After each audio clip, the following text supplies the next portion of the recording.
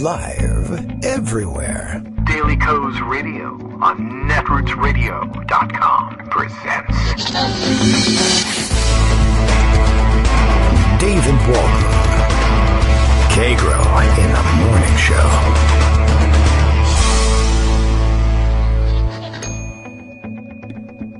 Now, here's David Waldman.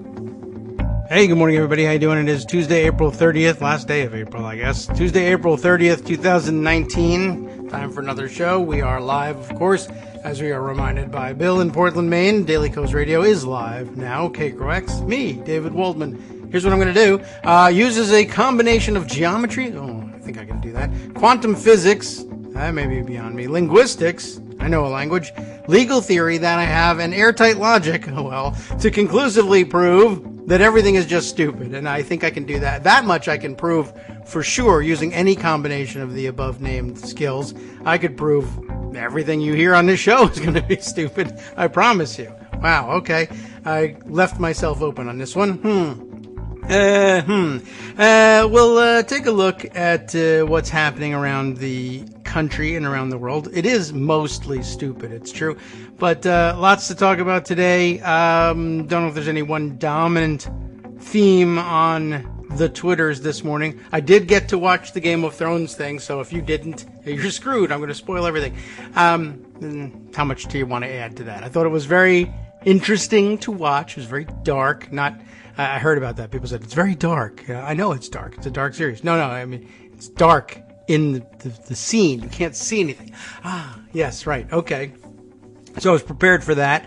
Not really prepared for, like, this big climactic battle to be a unplanned mess, but I don't know. I don't know how you plan against, fighting an army of dead people that can just be reanimated even after you kill them. I don't know how much planning you would want to do on something like that. But I thought, more stuff should be on fire. I thought, because fire is apparently particularly effective against them, and they have like 1 billion people who have sorts of fire magic in their army. I don't know. Seems pretty weird.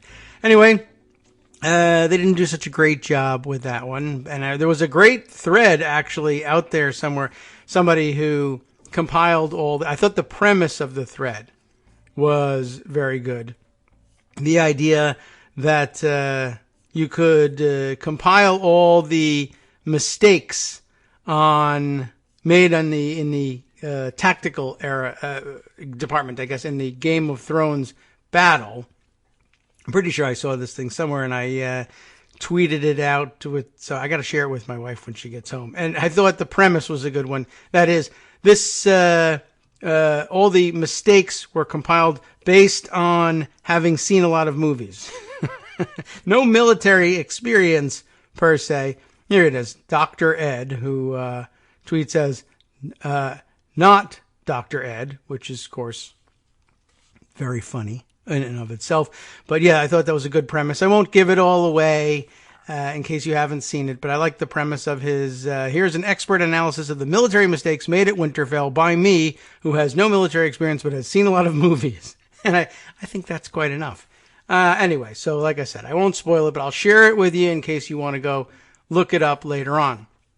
Things I could and should share with you, however, I guess if there's anything dominating Twitter this morning, it would be Donald Trump's attempt to sue Deutsche Bank to block their compliance with congressional subpoenas for records about his activities with them. I think I first saw this tweeted out yesterday by David Enrich. David Enrich is the finance editor at the New York Times, apparently, and he's writing a book on Deutsche Bank and Trump. So this is very good for him.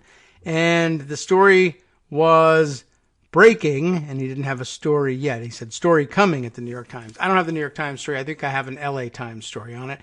Breaking, Donald Trump, using his Twitter handle, Real Donald Trump, sues Deutsche Bank, also tagged in the tweet, trying to invalidate congressional subpoenas for records about its lending to him. Again, the story coming, the front page of the complaint is displayed here. Southern District of New York. So, not really a great venue for him, probably. And it's, let's see, plaintiffs are Donald J. Trump, Donald J. Trump Jr., Eric Trump and Ivanka Trump, and the Donald J. Trump Revocable Trust, the Trump Organization Incorporated, Trump Organization LLC, DJT Holdings LLC, DJT Holdings Managing Member LLC, Trump Acquisition LLC, and Trump Acquisition Corporation are the plaintiffs in this. Just to give you an idea, every time Donald Trump says, I run 5 million different companies, remember that they're all just like that. The Donald J. Trump Revocable Trust, Trump Organization Incorporated, Trump Organization LLC, Trump Organization PLC, everything. It's got one of everything. And no, he doesn't run a large, vast international network of any kind. The story itself, I could go get the New York Times one, but everyone wants me to stop reading the New York Times. So I can accommodate you here with the LA Times story on it, an Associated Press stab at it, run by the LA Times anyway. And let's take a look. President Trump is suing Deutsche Bank and Capital One. I didn't notice that in the front page, but I guess it's there, in an attempt to block congressional subpoenas for his business records. Now, I mean, can you do it? You can. You can file this suit. You see it right here. Should it work? Should not. Might it work? Could. Don't know. Let's take a look. The lawsuit by Trump, his sons Donald Jr. and Eric, and his daughter Ivanka was filed Monday in federal court in Manhattan. The Trump Organization and the Donald J. Trump Revocable Trust are among the other plaintiffs. 2 House committees subpoenaed Deutsche Bank and several other financial institutions this month as a part of investigations into Trump's finances. House Intelligence Committee Chairman Adam Schiff, who, because it's LA Times, rather than calling him D. California, they say D. Burbank, because you know how I'm surprised they didn't give you directions to Burbank, said at the time that the subpoenas were part of an investigation into allegations of potential foreign influence on the U.S. political process. The Trumps want a federal judge to declare the subpoenas unlawful and unenforceable. The lawsuit also seeks to block the financial institutions from disclosing information and complying with the subpoenas. The bank did not immediately respond to requests for comment, but I guess they did later on. And apparently they say, we're probably going to comply, actually. And not that much you can do to change that. But it is of some interest. I wonder if anyone has posted the entirety of the document. Actually, it looks like David Enrich looks into it a little bit. I did see some chatter out there indicating that the language in the complaint was kind of ridiculous in itself and seems to have been another sort of like Rudy Giuliani concoction, maybe even Stephen Miller thrown in there too, because they just get kind of weird out there and using strange terminology. I believe, as I saw, they were the complaint was that congressional investigators were, what did they say, rummaging through or ferreting about, I think they said, for information. So we'll take a look at that. The first follow-up tweet from David Enrich, how many has he got here? Just a couple. So we'll take a look. He follows up by saying, court documents show that Deutsche Bank was preparing to hand over reams of information about Donald Trump's finances by May 6th. That is not far away. That's the weekend, right? Or I guess maybe next week. What's today? The 30th. Wednesday is the 1st. Thursday, Friday, 2nd and 3rd. 4th, 5th is the weekend. So Monday, the 6th. Here's the gist of what was subpoenaed per Trump's legal filing. Let's take a look. These are points numbered here. Numbered points 45 through 49. I don't know what page this is, but on April 17th, 2019, counsel for Deutsche Bank confirmed in writing to plaintiff plaintiffs, that it had received the subpoenas. According to Deutsche Bank, the subpoenas seek, quote, records and or information related to banking activities, including information regarding accounts, financings, and related financial information for all of the named plaintiffs. 46 here. Moreover, the subpoenas to Deutsche Bank seek production of account records and other financial information for plaintiffs' parents, subsidiaries, affiliates, branches, divisions, partnerships, properties, groups, special purpose entities, joint ventures, predecessors, successors, or any other entity in which they have or have had a controlling interest. In other words, it was a thorough request. Subpoenas further extend to all current and former employees, officers, directors, shareholders, partners, members, consultants, managers, senior associates, staff employees, independent contractors, agents, attorneys, or other representatives of the plaintiff entities. For the individual plaintiffs, Deutsche Bank had advised that the subpoenas seek banking and financial records for all members of the immediate families, including any accounts for which they are beneficiaries, trustees, beneficial owners, or over which they have control. This sweeps in the complete banking and account records of numerous children, including minors, and spouses of the named individuals. Yeah, it does.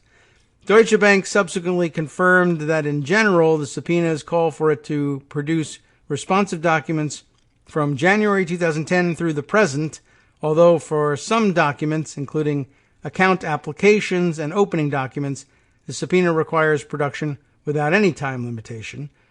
And finally, Deutsche Bank informed plaintiffs that absent a court order, they intend to begin production of documents in response to the subpoena on May 6th. What's the big deal? I don't really know. Not to me, there isn't any big deal. I guess to the Trumps, of course, it is a big deal. And let's see, Aaron Rupar of Vox came up with this video clip of, as he labels it, wow, Eric Trump throws Tiffany Trump under the bus.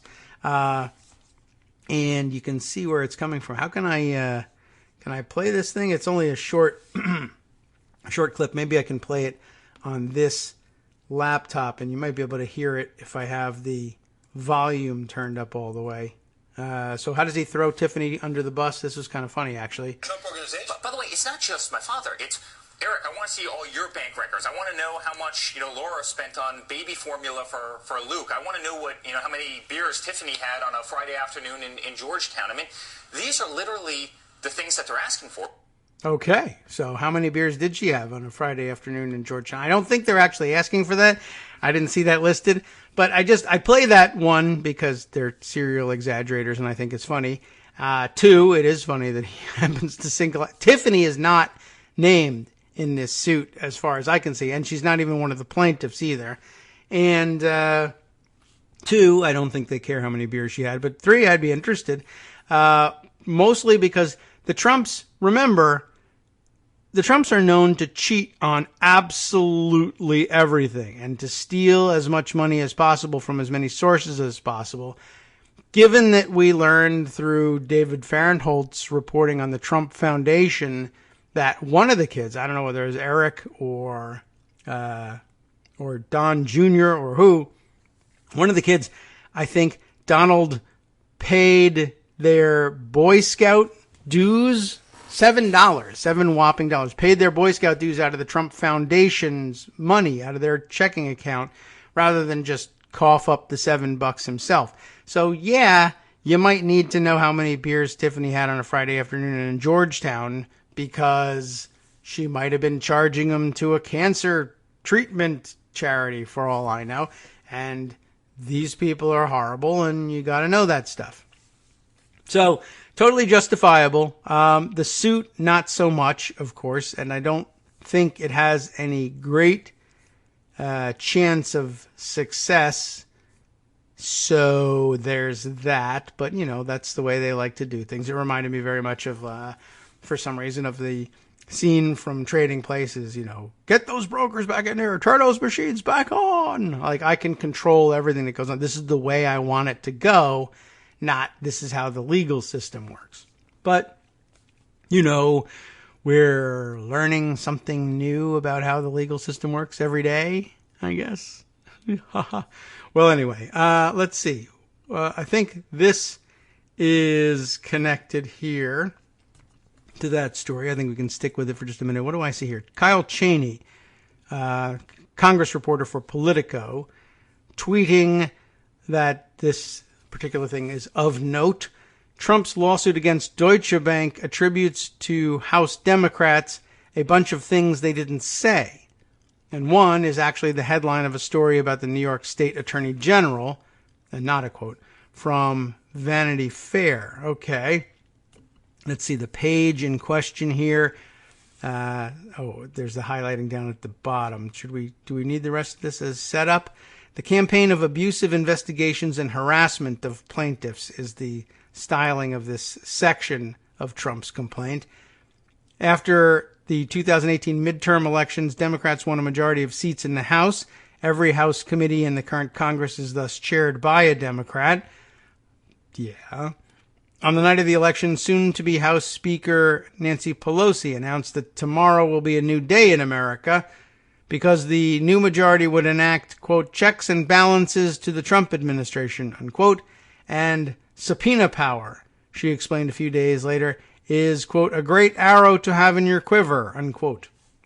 Also quoted here, Congress is going to force transparency on this president, unquote. Another congressional aide repeated, once there is transparency, I am sure there are going to be a lot of questions that flow from that, unquote. Apparently those aren't quotes from anybody in particular, but even if they were, they would be perfectly reasonable quotes and would avail you nothing.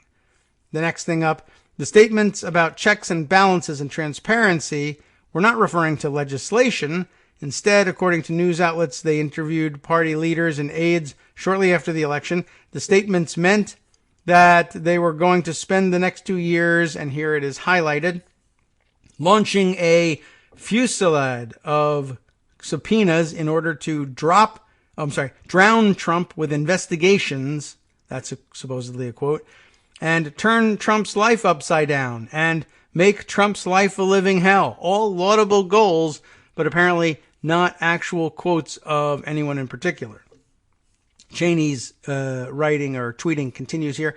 For example, the suit quotes John Yarmuth as saying the Democratic majority, quote, would, I don't know why just the word would is in quotes, be brutal for Trump. Yarmuth actually told Politico it could, could be brutal. Some screen grabs here. Prominent representatives, this is from the complaint. Prominent representatives were quite candid about their mission.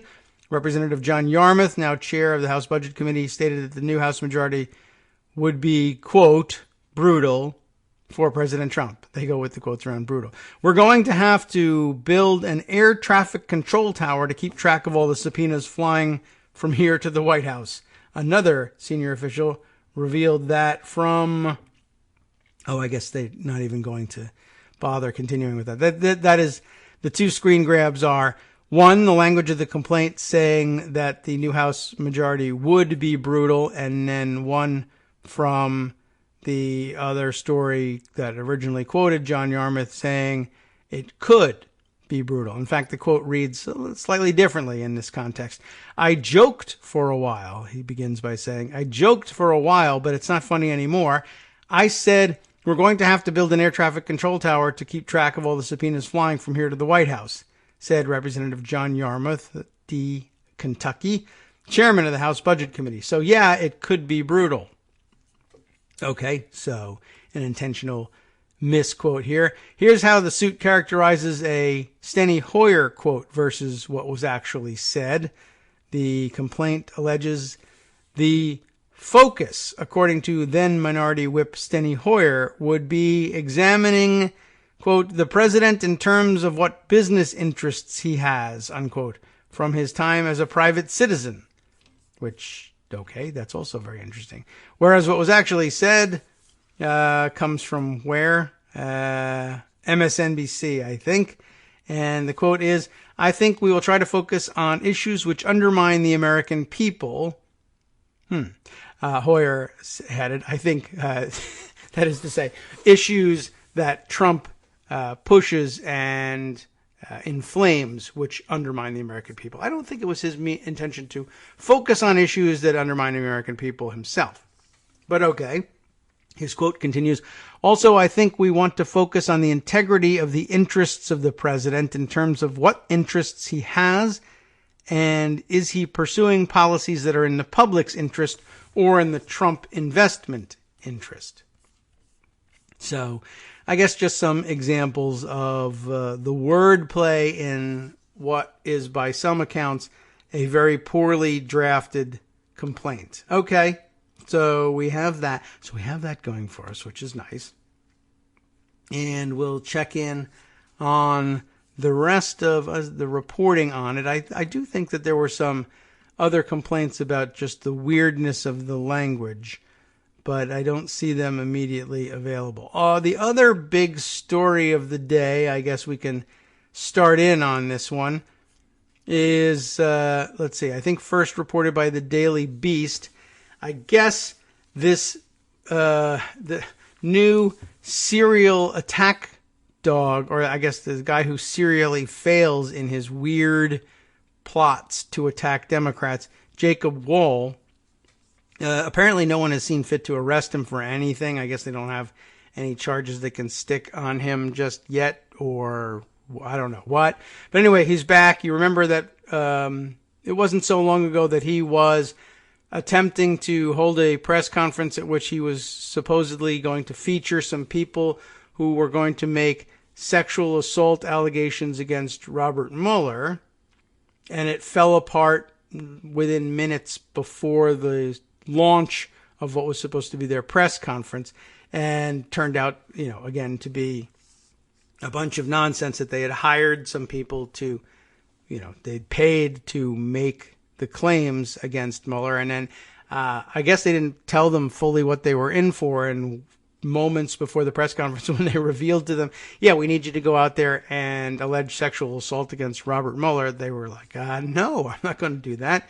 You're crazy. And he is, and it fell apart. So apparently they decided the plan is not a bad one. We just need to find new people to accuse of sexual assault and new people to make the accusations. This time, for whatever reason, the target they decided on was Pete Buttigieg, who they were going to target with the claims of a young man who was going to say he was sexually assaulted by him.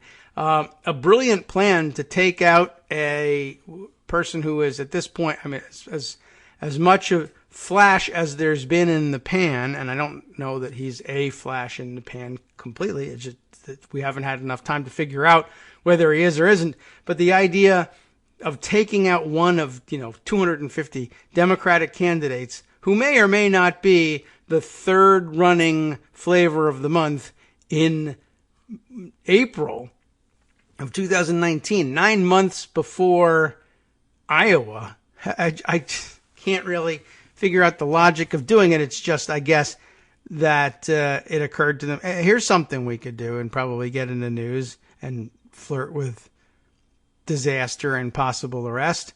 Let's run the same play that worked so poorly against Robert Mueller against somebody who's making headlines now, because that won't turn out poorly.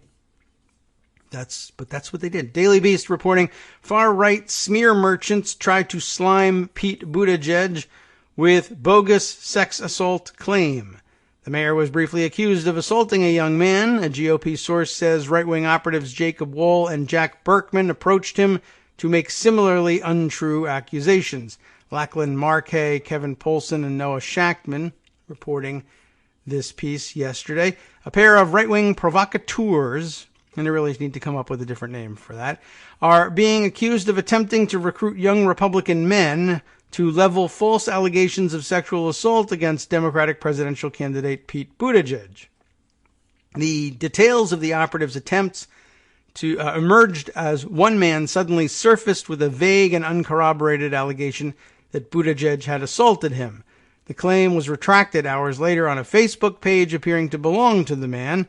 A Republican source said told the Daily Beast that lobbyist Jack Berkman and internet troll Jacob Wohl approached him last week to try to convince him to falsely accuse Buttigieg, the mayor of South Bend, Indiana, of engaging him sexually while he was too drunk to consent. The source who spoke to the Daily Beast said Berkman and Wall made clear that their goal was to kneecap Buttigieg's, that's difficult to say, Buttigieg's momentum in the 2020 presidential race. The man asked to remain anonymous out of a concern that the resulting publicity might imperil his employment, and because he said Wall and Berkman have a reputation for vindictiveness. Yeah, don't get involved with those guys. But the source provided the Daily Beast with a surreptitious audio recording, of the meeting, which corroborates his account. Don't I have a sad trombone sound for that somewhere? I think so. Yeah, there it is. A little rough, that buzz. I wonder if I can get rid of that thing. Anyway, caught on audio. Not good. Neither Berkman nor Wall responded to repeated requests for comment on this story, but after the Daily Beast contacted them last week, traces of the scheme disappeared from the web and social media. On Monday, a separate individual using the name of Hunter Kelly published a post on the site Medium in which he alleged that Buttigieg sexually assaulted him in February. That post was tweeted out by David Wall, Wall being Jacob's father, and quickly rewritten by the site Big League Politics, which is known as a landing ground for right-wing conspiracy theories. I'm glad they identified it as such. Kelly's supposed Medium and Twitter accounts both say they were created this month. His Facebook page includes several posts lauding Trump and criticizing Hillary Clinton, of all people. He appears to have responded to Jacob Wall's posts on Instagram in the past. So a very solid background. We'll be right back after 2 minutes with more. Hi everybody, it's me, David. Let's change things up from the old fundraising pitch for just a minute and talk instead about how you can be a part of our show. If you've got a smartphone or any other electronic recording device, why not sit down and record a segment for us? Read us an important article and give us your take. Read one of your own original essays, or even just give us your commentary on something you'd like to share that's important to you. Then send the file to me at kagrox@gmail.com and I'll try and work it into the show. Short segments, a few minutes in length, are easiest to fit in. And of course, I can't always guarantee that I'll be able to play everything, but if you've ever shouted at your radio or TV about something you wish was being covered, here's your chance to change that. Make the show your own. Send your submissions to me at kagrox@gmail.com.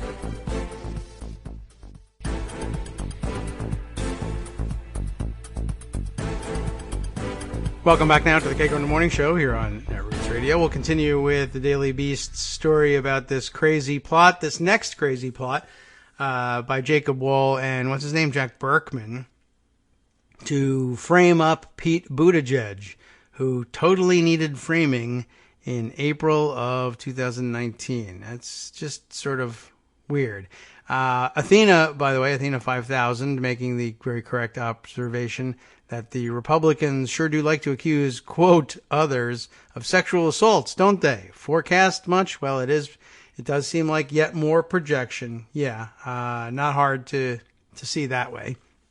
And absolutely right. Let's continue with the story. The Daily Beast reached out to Kelly. What was his first name? Hunter Kelly. This is the person that they approached and I guess initially had signed up for the effort to frame Pete Buttigieg. I assume to frame him. I mean, it seems like the premise of the story that they were making things up. Kelly's supposed Medium and Twitter accounts both say they were created this month. We read this before the break. And his Facebook page includes a bunch of right-wing nonsense as usual. And apparently he's had some correspondence with Jacob Wall, or other responses to his Instagram posts in the past. The Daily Beast reached out to Kelly on a cell phone listed to him in the student directory at his Michigan college. Told we were reporting on apparent efforts by Jacob Wall and Jack Berkman to drum up false sexual assault allegations against Buttigieg, Kelly replied, I was unaware this was happening. But yes, it is true. So I'm not certain what What is he saying here? Yes, it's true that he assaulted me, or yes, it's true that they're trying to drum up false accusations. I am not entirely sure. Let's see if we can clear this up. Kelly wrote that he did not control the newly created Medium and Twitter accounts that posted the allegation under his name. When asked if he could verify his identity, he texted the Daily Beast a selfie that you could just say a photograph of himself, a selfie that matched the photo seen on Medium and on Kelly's longstanding Facebook accounts. Here is a selfie of me. Sorry, I have been crying, he wrote, today, and the promises made didn't go ahead as planned. Still unclear where this guy's head is. Kelly declined to provide more details, but 2 hours later he posted a message to his Facebook timeline headed, I was not sexually assaulted. So I guess that answers that question. And it's in all caps, so you know it answers the question. It's important for everyone to know that I was not sexually assaulted and would never falsely accuse anyone, he wrote.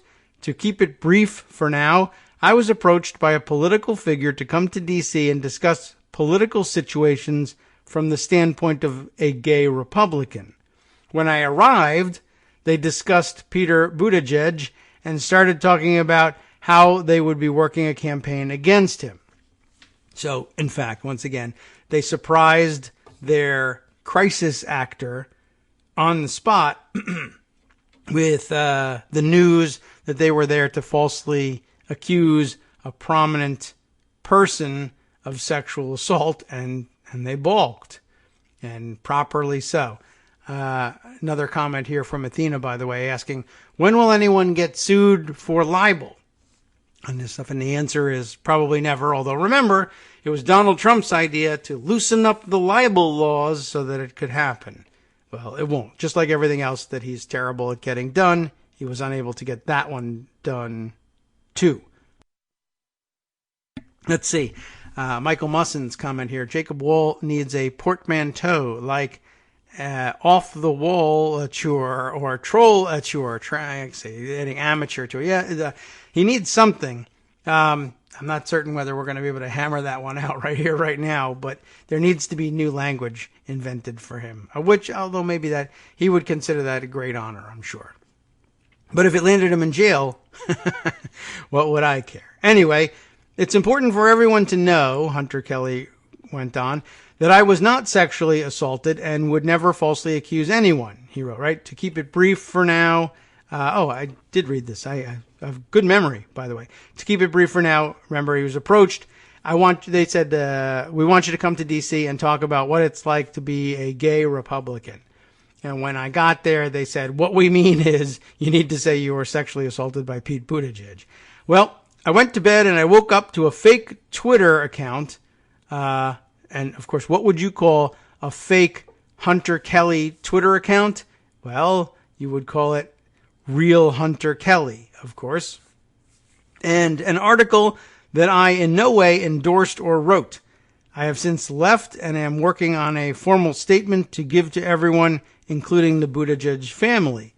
After publication, Kelly told The Advocate that Wohl and Berkman flew him to Washington, D.C. on Sunday evening to participate in the scheme. But Kelly said he didn't realize what they had planned and that he didn't consent to their publication of the Buttigieg allegations under his name. I woke up at 11 a.m. and spent my whole day saying I did not want this to happen, Kelly said. My sister and her armed husband came and got me. Asked about the allegation on Monday, Buttigieg called it made up.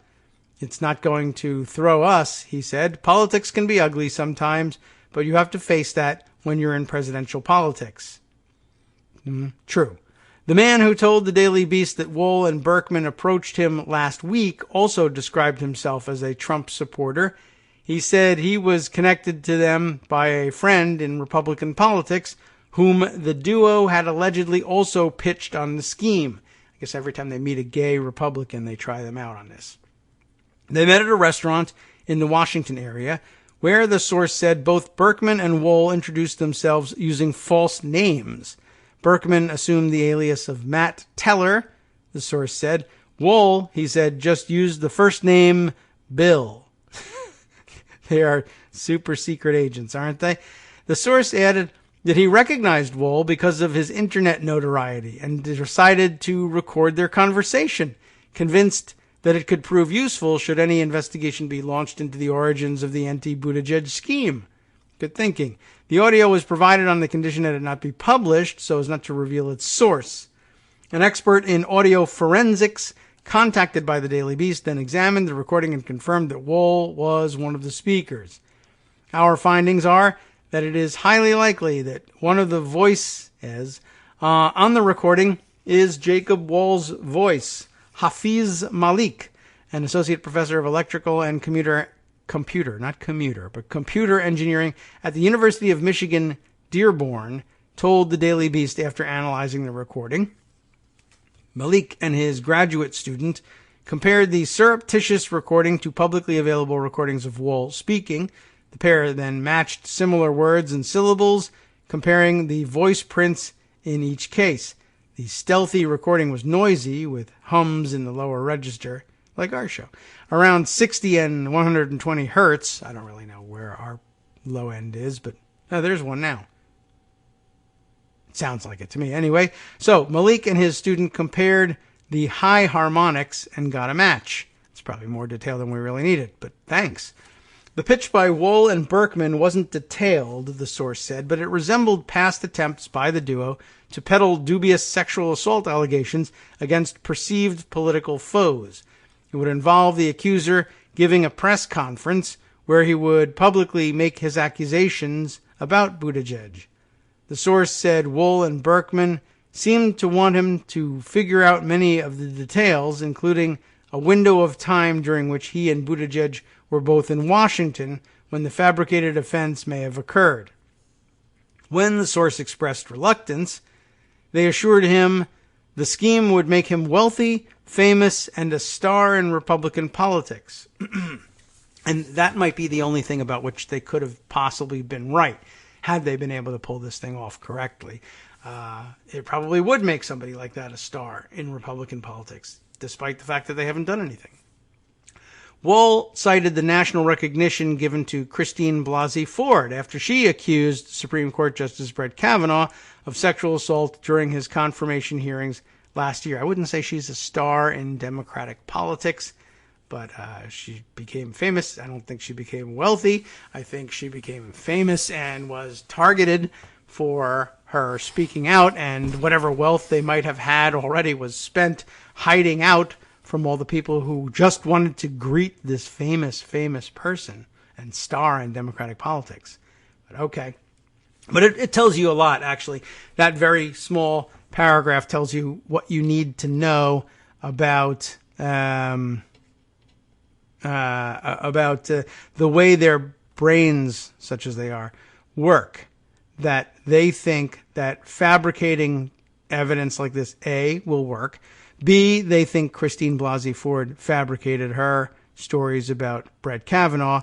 And C, they think that you would do these things to become wealthy and famous and a star in politics. And that's probably what they believe, because no one has yet, can I just say, beat the ever-loving crap out of these guys and or arrested them or, whatever, hauled their asses to jail, sued them into oblivion. And things will probably get better the moment that happens, and then they learn that you can't just continue to do this stuff and you don't get wealthy or famous. And in many ways, doing things like this will hurt you terribly. But no one has yet delivered that message to them. Wohl and Berkman described the source's role as a catalyst whose false allegations would prompt actual victims to come forward. I guess that was the way they justified it in their mind. Oh, yeah, sure, we're lying this time, but it will give real victims, if there are any, the courage to come forward. Didn't bother finding out whether there were any real victims, I guess. And if there aren't, we'll just hire some new ones, I guess. Okay, so let's see. They promised that a number of such victims were waiting in the wings. They just, for some reason, were unable to convince any of them to come forward because they don't exist. Is probably the reason. The goal, Wohlman and Berkman stressed, was to hobble Buttigieg's ascendant campaign. which it's only barely arguable he's even got. But okay, to the extent that they waste their efforts this early on Pete Buttigieg, I guess, if they're not going to be in jail, I guess this is how I want them spending their time. Although, knitting would be good too. You could just try that instead. Wouldn't bother anybody. So, it goes on to say the South Bend mayor has rocketed into the top tier of 2020 Democratic contenders to the surprise of many national political observers. If I recall correctly, weren't we talking with Greg last week when we say he's rocketed into the top tier? I mean, his name gets mentioned in the top 5 contenders, but as I recall, the polling was like, well, Biden will probably be polling in the mid to high 20s when he finally makes his announcement. Bernie Sanders is polling in the mid to low 20s, and Pete Buttigieg is polling like 8. I just, why him? And I guess they figured, all right, well, if we try this against Biden or Sanders, the backlash will just be too big. We could actually get ourselves in trouble or have the crap kicked out of us at some point by somebody if we took on names that big. But Pete Buttigieg we could get away with. Plus also it was a chance for them to do anti-gay trolling, and I'm sure they loved that idea. Anyway, last Monday, Berkman wrote on Twitter, 2020 is shaping up to be more exciting than 2016, looking like it will be Trump versus Mayor Pete. Not looking like that at all. Get the popcorn ready. So whatever, he's trying to set up their operation already. The source did not agree to participate in the scheme, but Wohl followed up with a phone call a day or two later to see if he could recommend friends or associates who might be a good fit to play the victim in the hoax. The phone number he called from was listed on the website of a company called Potomac Intelligence Group, remember them? Which claimed to be a political and corporate intelligence firm with offices in Virginia and California. Matt Teller, the alias that Berkman used in the meeting, was listed as a Potomac Intelligence employee. I believe that's the same name of the same fake company that they used in putting together the Mueller operation. Teller also had a LinkedIn page where he recently penned a post responding to a blogger who, quote, wrote a story about Potomac Intelligence alleging that we work with the Saudi government, unquote. It doesn't appear that any such story was ever written. While we don't comment on our clients or the operations that we carry out on their behalf, the LinkedIn post said, we can say this: we will never apologize for our counterterrorism practice, which we don't have. And here's a screen grab of that post. Do we bother? I mean, I'm sure it's funny in the sense that, there is no Matthew Teller, and this is the lengths to which they went to try to fabricate a fake web presence to throw people off the scent. But I suspect that you would just find that it's more pathetic than anything else. Minutes after the Daily Beast reached out to Wohl and Berkman, the Potomac Intelligence website was taken down. Oh, Teller's LinkedIn page was deleted, and both of the company's phone numbers were disconnected. And I would play you the sad trombone again, but we know how that blasts out the speakers. Minutes after the Daily Beast, oh yes, we just did this one. The website was similar in appearance to that. Here we go. This answers the question. The website was similar in appearance to that of Surefire Intelligence, a fake company that Wohl set up under the pseudonym Matthew Cohen, instead of Matthew Teller, Matthew Cohen, and used to peddle false sexual assault allegations against Special Counsel Robert Mueller last year. Both sites were also registered through the same anonymous domain registration service, and both used the same webmail provider, Proton Mail, for their contact email addresses. Surefire Intelligence at protonmail.com for the Mueller smear, Potomac Intelligence at protonmail.com now. I'd say that's probably a pretty dead giveaway, although I don't know how big is the Proton Mail clientele, but that would certainly raise eyebrows for me. The woman whom Wohl recruited to level those allegations against Mueller later told USA Today that Wohl had, quote, made it up and duped her into being the face of the allegations.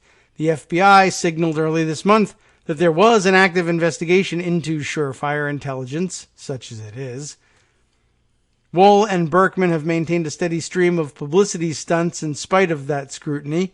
In February, at the annual Conservative Political Action Conference, they held a, quote, press conference, where they claimed that Representative Ilhan Omar, Democrat of Minnesota, of course, married her own brother to get him U.S. citizenship.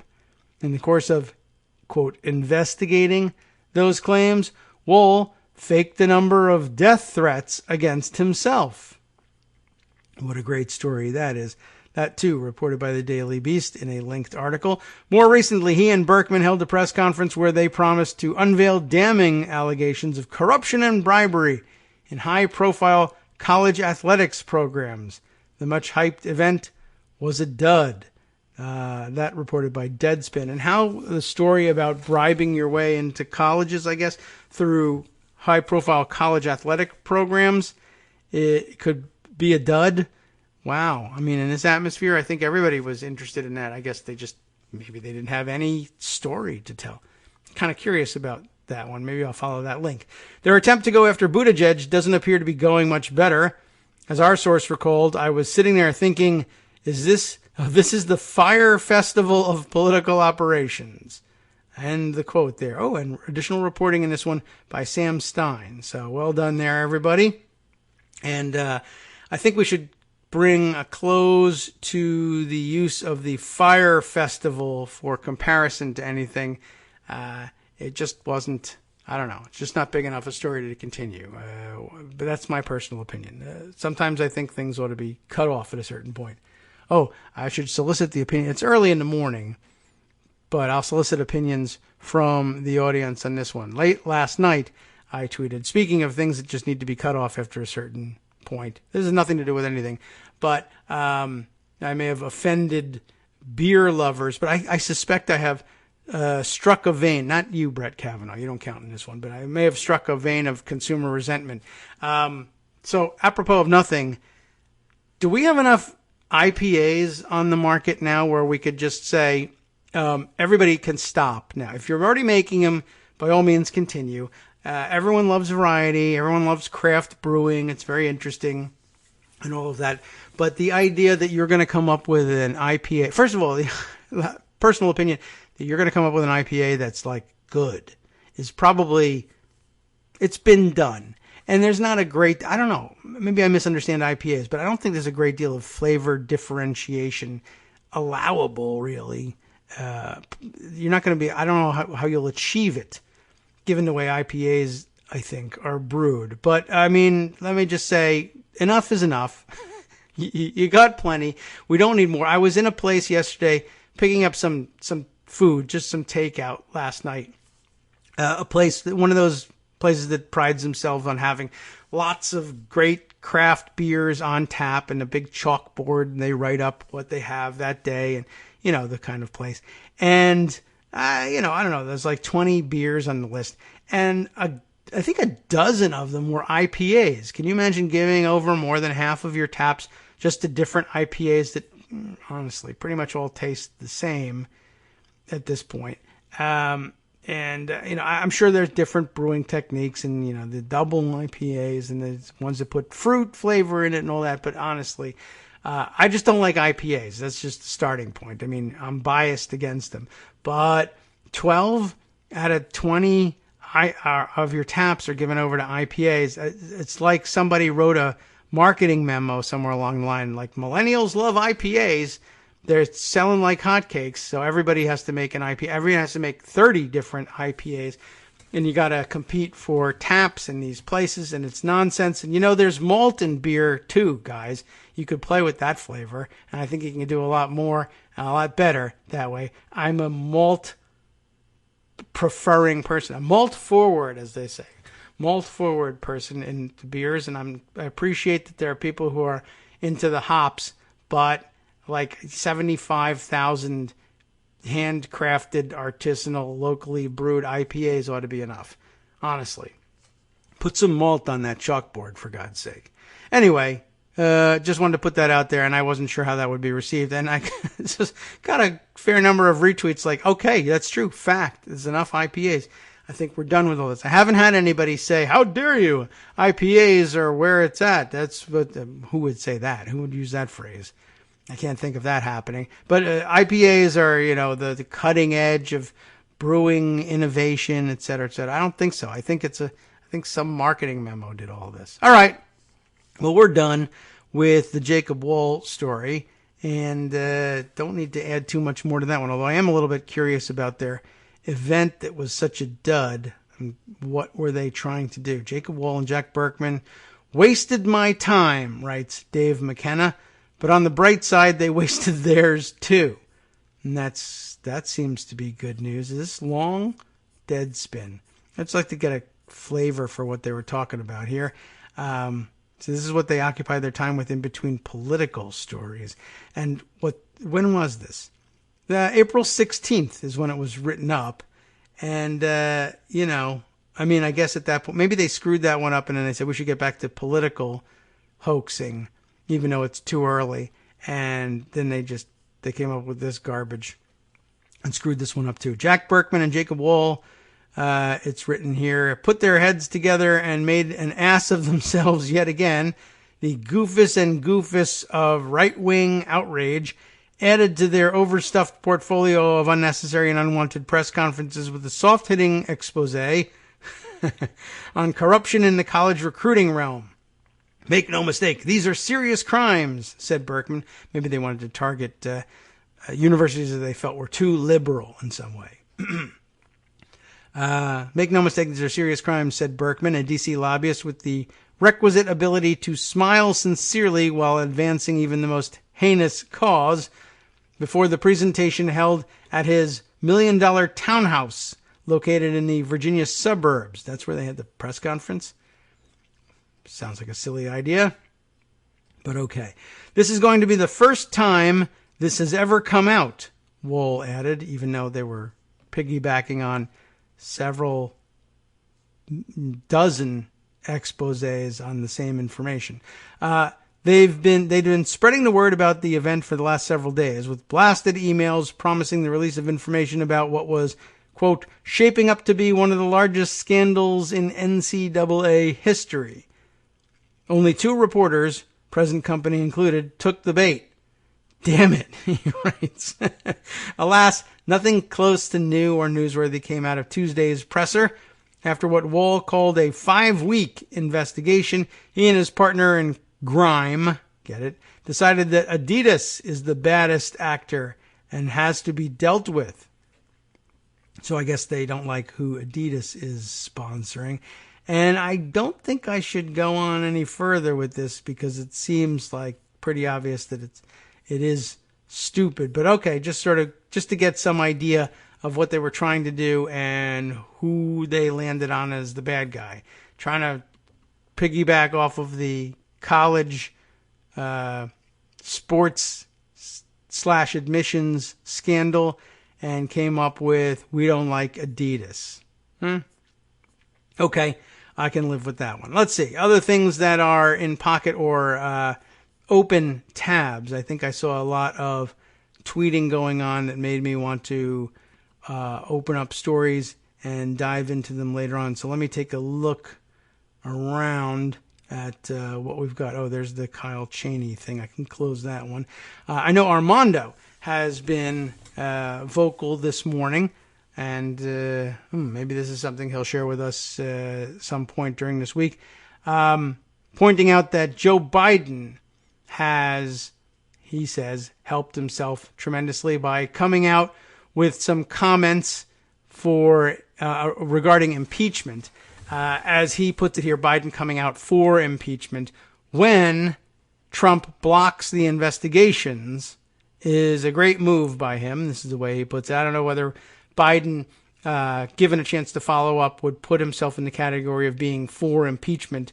He framed it up pretty well. I mean, basically saying, well, if you get to this point, or as Armando stresses, when you get to this point, then he would certainly say, look, there's no alternative at that point. And I think that's correct. And that may be as good as you can get out of a candidate at this point. Let's see. Armando retweeting himself here.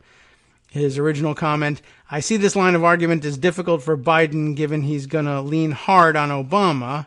What are we talking about? Dave Weigel's earlier tweet, and then I'll go back to Armando's response. Dave Weigel's tweet reading, or I guess starting off, there's a whole chain here. Perhaps we'll read the whole thread. Biden kicks off speech by thanking IAFF, the firefighters union, right, for their endorsement, then rattles off the names of unions who are neutral for now. I make no apologies. I am a union man. Okay, but if they're neutral, well, all right. Biden lays out pillars of campaign, tweets Dave Weigel again. Restore this nation, rebuild the backbone of America, unify this nation. Now I see why Armando skipped all of this. Biden defining middle class. It's being able to own your own home, not just rent it. It's about being able to take care of your geriatric mom when your dad passes. Okay. Biden says he wants to restore the basic bargain that Republicans and Democrats agree to. You contribute to the enterprise you work for. You get a share in the profits. Biden points out that he just did a rally for UFCW workers, United Food and Commercial Workers, at Stop and Shop. For what it's worth, the union pointed out to reporters today that Elizabeth Warren was the first candidate to rally there. Okay. Well, point well worth making there. And then the tweet that Armando was retweeting. It's not enough for the stock market to rise. It's not a bad thing. It's just not enough. Why was that it? I don't know. I think that maybe perhaps I got the wrong one there. But yeah, that's what he says. No. So not enough for the stock market to rise. And Armando saying, I see this line of argument as difficult for Biden given he's going to have to lean hard on Obama. Hillary had the same problem. Okay. Well, we'll see if we can clear that up after this 1 minute break.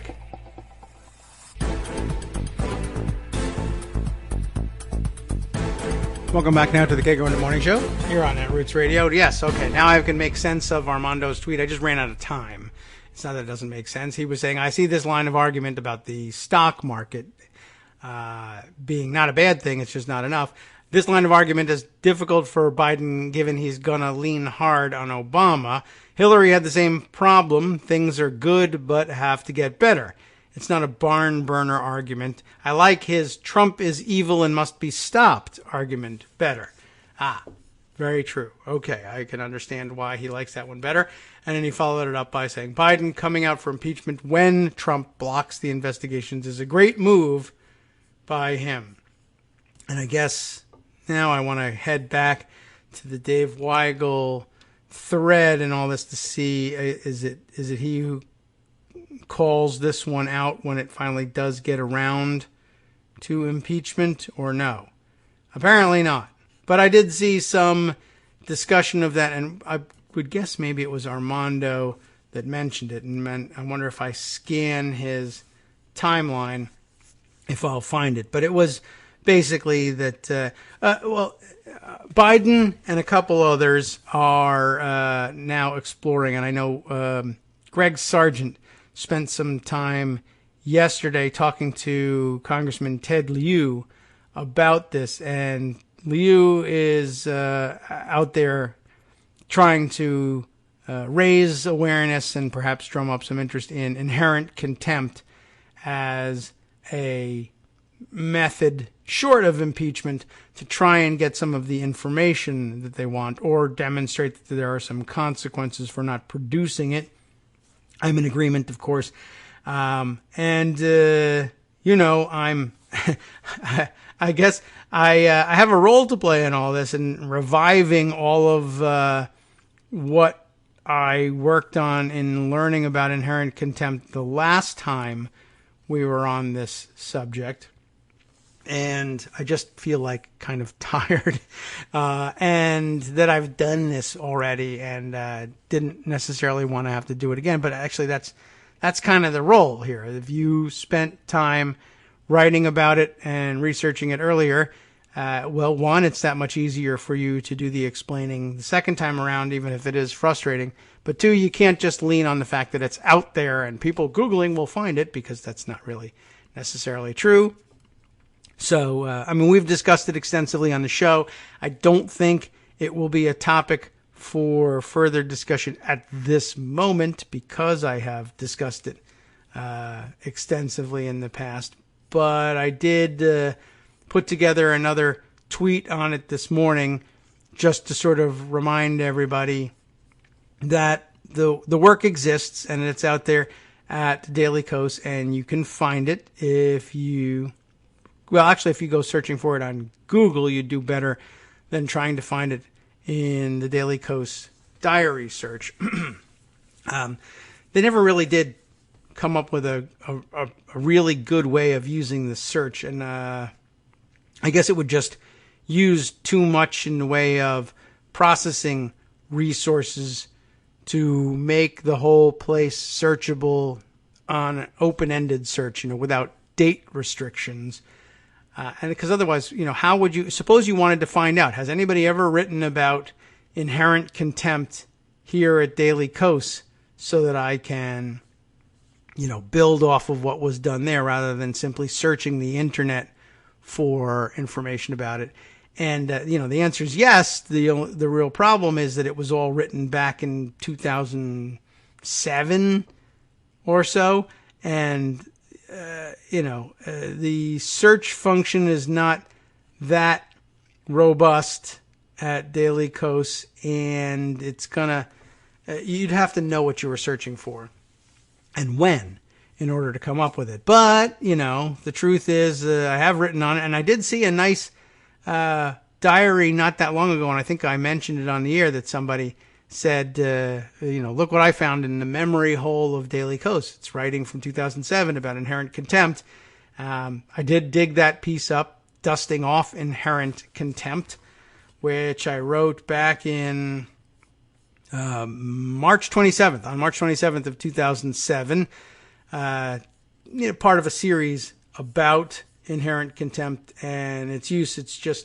It happened way back when, during the George W. Bush administration. But I was tweeting this morning, another of my major themes in blogging over the years is that Republicans keep causing us the very same problems over and over again, about every 15 years or so, probably because that's what they're all about at their core. They keep relitigating the same problem because that's a fundamental part of their theory of governance, is that you cannot restrict the president in his wrongdoing because they love wrongdoing. So, no surprise that it keeps coming up. But yeah, I think I saw the other day too. Is it Sherilyn Ifill? Is that her name? That I saw tweeting about her particular frustrations about inherent contempt and how her frustrations about the contempt that the Trump administration and Trump world showed for congressional subpoenas, and how they were going to continue to resist them and maybe run out the clock. And this is so dangerous and damaging to our democracy. And it's true in every word of it that she said was true. It is dangerous and damaging and an unprecedented threat. Even though, of course, we've been through the same scenario before, I think this is far worse and a much graver threat. And maybe one day in 15 years in the future, an even graver threat will come that will make this one look quaint by comparison. The way the George W. Bush administration's politicization of the Justice Department and refusal of subpoenas there now looks quaint in hindsight. But it's not to dismiss the seriousness of it. It's just, there is another view of this wherein historically you come to realize this does happen all the time, and it kind of gets solved in its own way. I mean, a very dissatisfactory solution. Time runs out is what ends up happening, and the Congress that's immersed in the investigation dissolves and adjourns sine die without having reached a definitive conclusion. And then the process either starts over again or fades away because either the majority changes in Congress, or sometimes they come back and do the same thing over again, and the administration finally just says, we'll reach some kind of an accommodation with you we'll testify but not under oath, or we'll hand over some of the papers you're looking for. And Congress eventually just gets frustrated and settles for it. And we're finally going to have to run, this one without regard for the clock here and let it come to a conclusion if we ever want to have an answer. But last time, when that was thrown out there, I think Democrats basically came to the conclusion that maybe we don't want an answer because the answer might not be the one we like. We might get an adverse ruling from the courts, and it's better to just have had this fight and now let it go away than to insist, because George W. Bush himself also went away. It was easy to do, easy to accept, but there was open worry at the time among Democrats that we might just get an adverse decision, and they'd preferred not to put that on the books. So that's looming out there as well, I guess. Let me head back to Pocket and see what else is out there. Oh, yes, The Guardian had an interesting story that I thought we should add to a catalog of our worries. Why not? I don't know. I can't tell from just this exactly how serious it is, but it was certainly shared breathlessly, and why not? Because the headline will hit you in the face. Maryland Elections Company bought by Russian oligarch close to Putin. Yeah, okay, so we're talking about ByteGrid is the name of the company. ByteGrid hosts voter registration and ballot delivery systems and more. Russians, of course, tried to hack Clinton on the day that Trump urged, is another of the subheader bullet points here, so put that together, and I guess you're supposed to panic. Story is illustrated with a photo of Maryland Senate President Thomas V. Mike Miller, and that usually you see that Mike in scare quotes there as though that's his nickname. Thomas V. is his given name, and Mike, a nickname, Mike Miller. But no scare quotes here, and I don't know whether that's a stylistic thing for The Guardian or that's sort of the weird name that this guy goes by. You'd think I would know, but I don't know who the Senate president is in Maryland. I'm from Virginia, and they don't tell me these things. House Leader Michael Bush, with a C, like the beer, discuss an FBI briefing is the photo that they use, but Michael Bush is there too. And I guess the two of them are involved in the story. Here's how it goes. This is an Associated Press piece from July 14th, 2018. So not a current piece. So I guess there's been no panic since then. But we are just being reminded by various tweeters that this is the case. A company that provides key services for Maryland elections has been bought by a parent company with links to a Russian oligarch close to Vladimir Putin, state officials said on Friday after a briefing a day earlier from the FBI.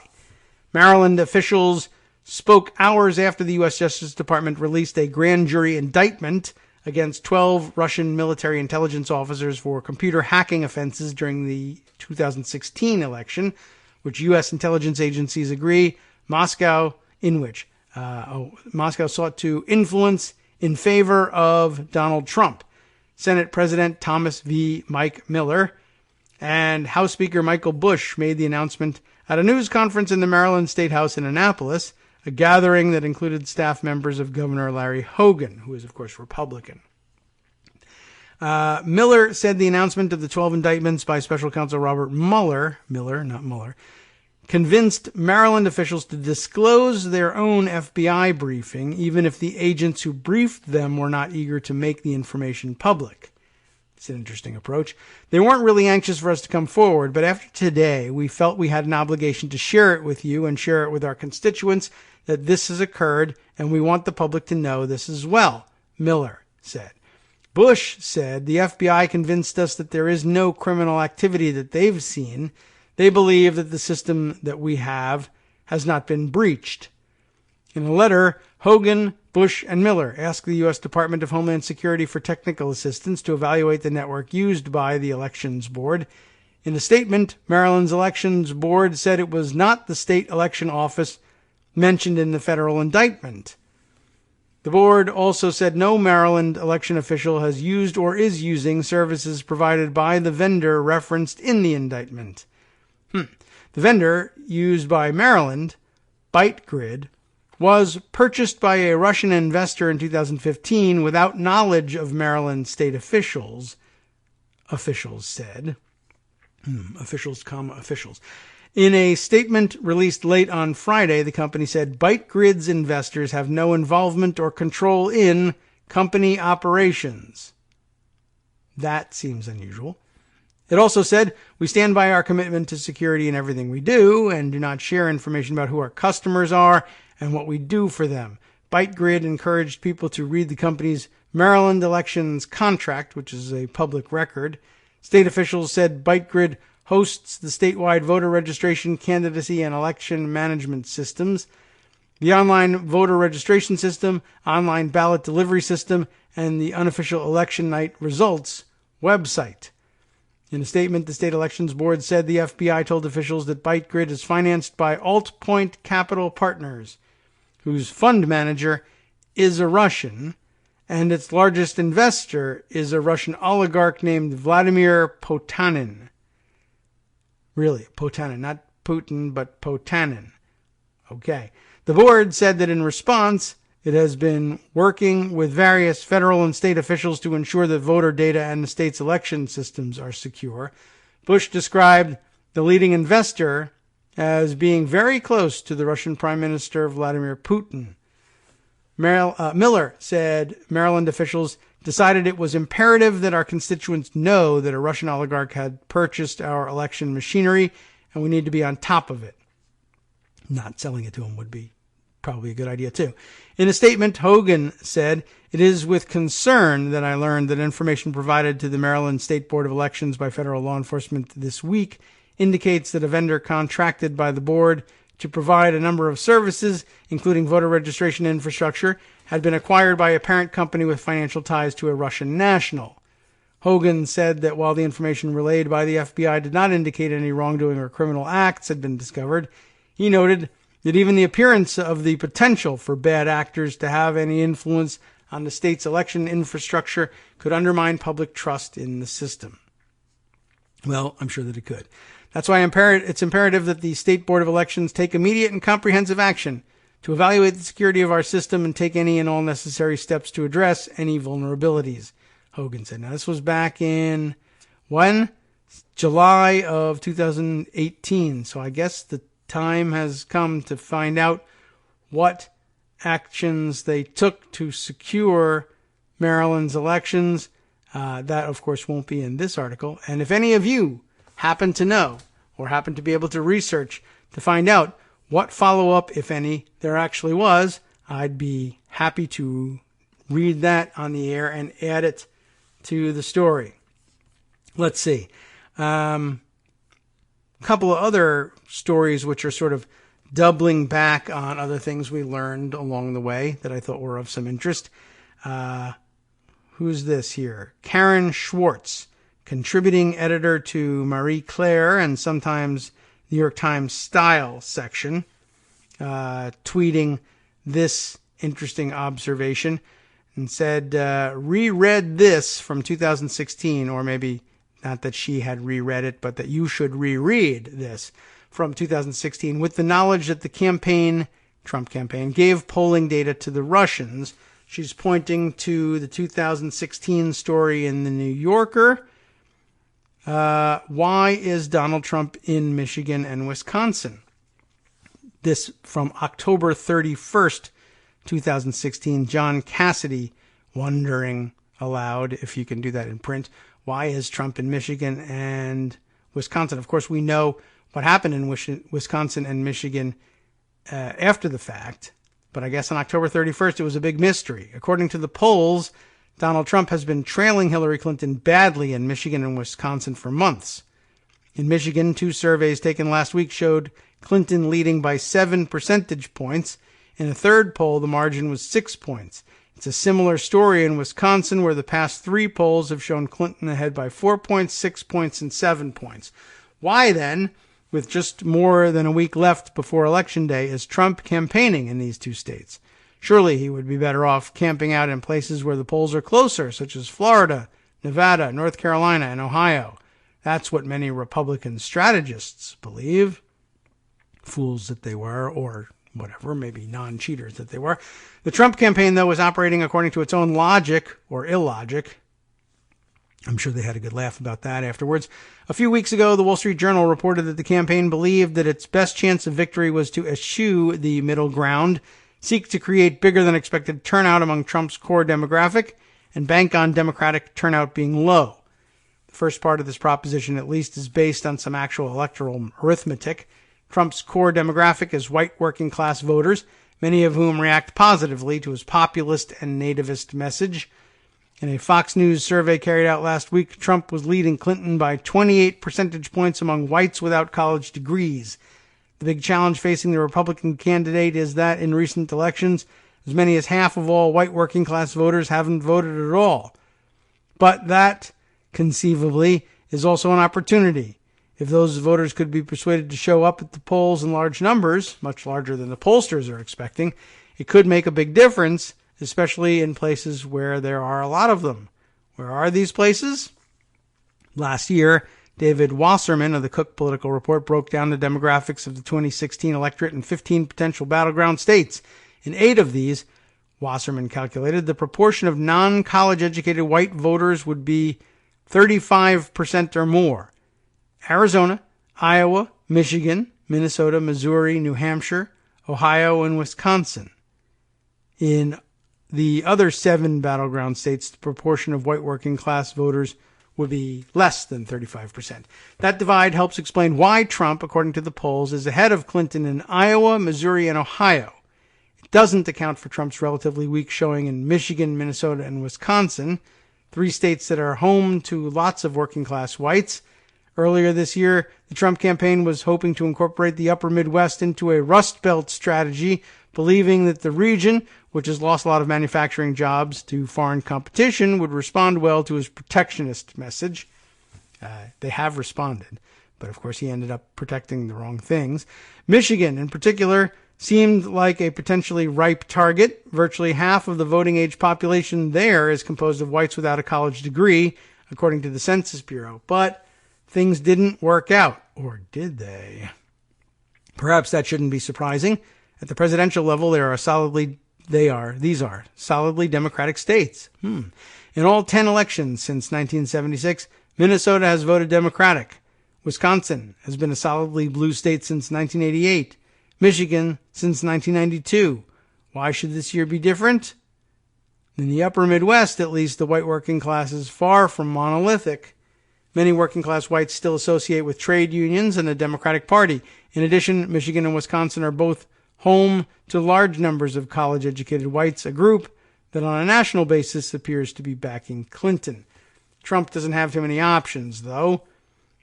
And yet, as yet, his recent rise in the polls hasn't affected the outlook for the Electoral College much. Wow, this is some story. Even if he won Florida, Ohio, and North Carolina and carried all the other Republican-leading states, including Arizona and Utah, it wouldn't be enough to bring him to victory unless he also picked up at least one sizable blue state.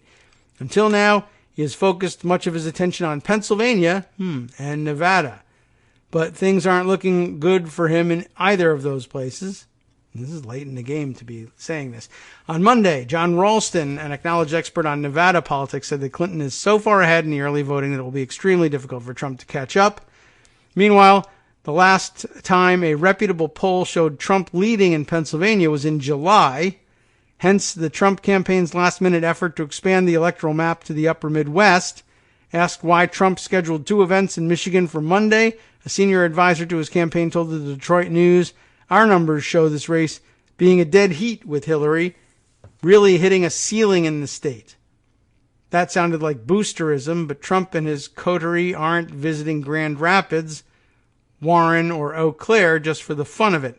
They're trying to rally their own. Well, they caught John Cassidy by surprise a couple of days later there. So, okay, very interesting and a good observation by Karen Schwartz to bring that one back up. So a little throwback, just to give you some context for digesting the rest of the news of the day. What else have we here? Something that Greg shared with me yesterday after his stint on the show that I thought was of interest. So did he. That's why he shared it. But again, from John Stoer, who's becoming a regular on the show, I guess at least reading his tweets. Anyway, he tweeted, when is this? Yesterday, 10:17 a.m. during the show, and shared afterwards by Greg. In Article 4 of Clinton's impeachment, this is interesting. Republicans used the word impair instead of obstruct. And I think that's perfect for Trump. Clinton, quote, impaired the due and proper administration of justice and the conduct of lawful inquiries, unquote. So could be good language to borrow from there, and also good trolling as well, using their language from the Clinton impeachment. Which, of course, just leaves it open for Republicans to say, yeah, remember how bad it was when we impeached President Clinton? And, of course, people do bring that up all the time, and I don't really know why people think so. They didn't lose their majority right away. Yeah, they suffered losses in the next election, but they reversed things pretty quickly and then elected George W. Bush thereafter, and or maybe elected him. I don't know. Maybe they cheated and put him in office, but they won. They got to claim that George W. Bush was president and did everything that they wanted to do in the meantime, which, with the possible exception of privatizing Social Security. All right. Anyway, bigger story out there that perhaps we could start out on. Maybe we'll save that one for the last segment. And by way of following up on other stories that we discussed early in the week, I did not include in our roundup of Republican attacks on democracy the Jamel Bowie entry for the New York Times on the subject, the Republican war on democracy. Let's see how much of it we can squeeze in before we take our next break. I'll have to read the pocket version of it here because New York Times. But if you can't win by playing by the rules, you change them. Yes. The demographic changes coming over the next few decades. The continuing rise of a more diverse electorate with more liberal views than previous generations won't destroy the Republican Party or make it electorally insolvent, but it may make right-wing conservatism a rump ideology, backed primarily by a declining minority of older rural and ex-urban white voters. You can already see this taking shape. Among the youngest Republicans, 52% say the government should be, quote, doing more to solve problems, as opposed to 23% of Republican baby boomers. In this environment, the only way to preserve right-wing conservatism in American government is to rig the system against the new electorate. You tilt the field in favor of constituencies that still back traditional Republican conservatism in order to build a foundation for durable minority rule by those groups. In just the last week, we've gotten a glimpse of what this rigging looks like in practice. Let's start with the census dispute that's now before the Supreme Court. The Trump administration wants to add a citizenship question to the 2020 census, asking Americans to declare their status in order to participate. The government asks a similar question in the American Community Survey, a more frequently performed survey that is given to a sampling of households, but it hasn't asked all households the citizenship question on a decennial census since 1950. Wilbur Ross, the Secretary of Commerce, whose department oversees the Census Bureau, wants to bring it back. He has the authority to do so. The problem is that he circumvented the official process. The case before the Supreme Court deals with whether the question can stand, given Mr. Ross's decision to, as a federal judge puts it, upend the rules that govern adding a question to the census. The answer is yes, you can go right ahead and do that, or at least appears to be. That will be their ruling. The citizenship question is likely to make the census less accurate, to put it mildly. In the face of the harsh anti-immigrant policies sponsored by the Trump administration, as well as uncertainty about their own status, immigrants may not want to reveal their legal status to the government. That, of course, is what they're counting on. According to an analysis from the Census Bureau itself, 5.8% of households with a non-citizen, or about 6.5 million people, would not respond to a census with that question on it. There's some evidence that this outcome is the point. Chris Kobach, a Trump ally who pushed anti-immigrant policies when he was Secretary of State for Kansas, was a proponent of adding the citizenship question to the census. Again, presumably for exactly that reason. All right, we'll continue with his take on things after the break and then launch into one more big story after this. Hi, it's me, David Waldman, your host for Kagro in the Morning, with a brand new interruption to say thanks to all of you who support the show. Remember when I told you that our average monthly donation was about $7, for which you were getting 2 great hours of news and entertainment 5 days a week, and how that came out to about 70 cents an hour? That's a pretty good deal, except it's wrong. The math actually works out closer to 17 cents an hour. It is hard to beat a deal like that, and even harder to send your kids to college on. Thankfully, Patreon.com makes it easy to make that work. Patreon, Patreon.com, is the simple, secure way to make recurring monthly contributions to support our show. Just search for me or the show name on the site, and they make it easy to crowdfund the show so that the power of our numbers can keep the show going for just a few bucks a month. Once again, thanks so much for all your support.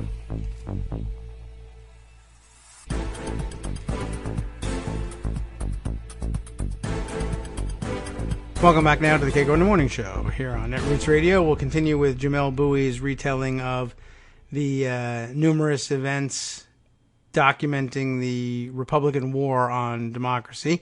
We left off by talking about the citizenship question on the census and how Chris Kobach was a big backer of adding that. This matters because the census, of course, determines congressional apportionment as well as the distribution of electoral college votes. Ding, ding. If millions of immigrants decline to answer the census, then the areas they live in will be undercounted relative to places with fewer non-citizens, which means political power and representation will probably shift as well. A move of just a few electoral votes from immigrant-heavy blue states to more white and rural red states could help Republicans win the White House while yet again running behind in the popular vote. As it stands, Republicans have lost the popular vote in 6 of the last 7 presidential elections. The Republican Party can maintain a hold on power without changing its priorities or making a fundamentally different appeal to the public.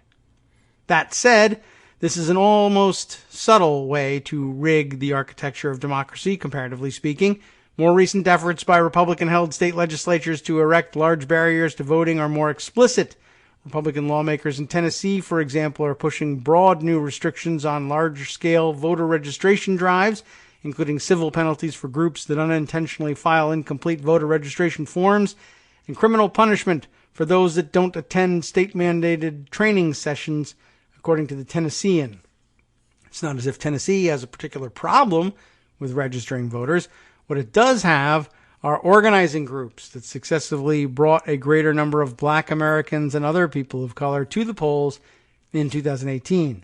In that context, this bill is a form of electoral intimidation, a direct attempt to hinder those groups in their ability to make similar gains in 2020 and on into the future. Last November, Florida voters approved a constitutional amendment to end felon disenfranchisement. Unable to stop the change, Republicans chose to put barriers to its implementation. On Wednesday, the Florida House of Representatives passed legislation that would require former felons to pay off all their fines, right, as part of their criminal sentence before they can vote again. It's a poll tax, and like those under Jim Crow, it is an ostensibly neutral policy that falls hardest on black communities, which have a higher share of felons.